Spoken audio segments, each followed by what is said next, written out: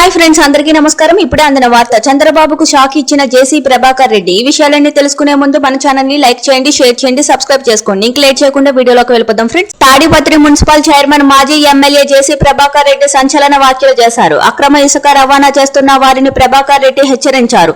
తాడిపత్రి నియోజకవర్గంలో ఇసుక అక్రమ రవాణా జరుగుతుందని, అక్రమ సంపాదన కోసం నా వర్గానికి చెందిన 25 మంది టీడీపీ నేతలు ఇసుక అక్రమంగా తరలిస్తున్నారని ఆరోపించారు.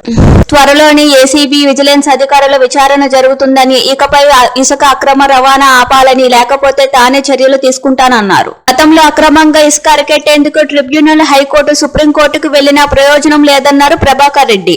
తన కోసం 5 ఏళ్లు కష్టపడ్డారని, ఇసుక రవాణా చేసిన తనకు దూరం కావద్దని తన వర్గీయులకు సూచించారు.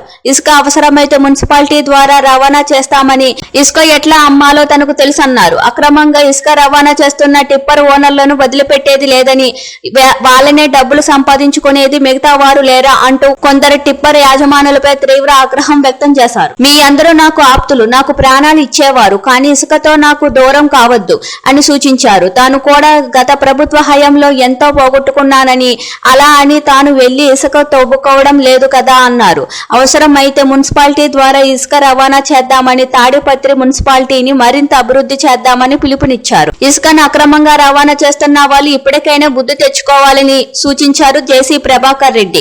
నదిలోకి టిప్పర్లు వెళితే వాటిని సీజు చేస్తామని, ఒక్కసారి కేసు నమోదైతే బయటకు వచ్చే పరిస్థితి లేదని వార్నింగ్ ఇచ్చారు. కాబట్టి ఇసుక అక్రమ రవాణాదారులు ఇకనైనా బుద్ధిగా ఉండాలని సూచించారు. సొంత పార్టీకి చెందిన నేతలపై జేసీ ప్రభాకర్ రెడ్డి చేసిన ఈ వ్యాఖ్యలు ఏపీ రాజకీయాలలో సంచలనంగా మారాయి. చూస్తున్నారు కదా ఫ్రెండ్స్, ఇలాంటి లేటెస్ట్ వీడియోస్ కోసం మన ఛానల్ ని లైక్ చేయండి, షేర్ చేయండి, సబ్స్క్రైబ్ చేసుకోండి. Thank you for watching.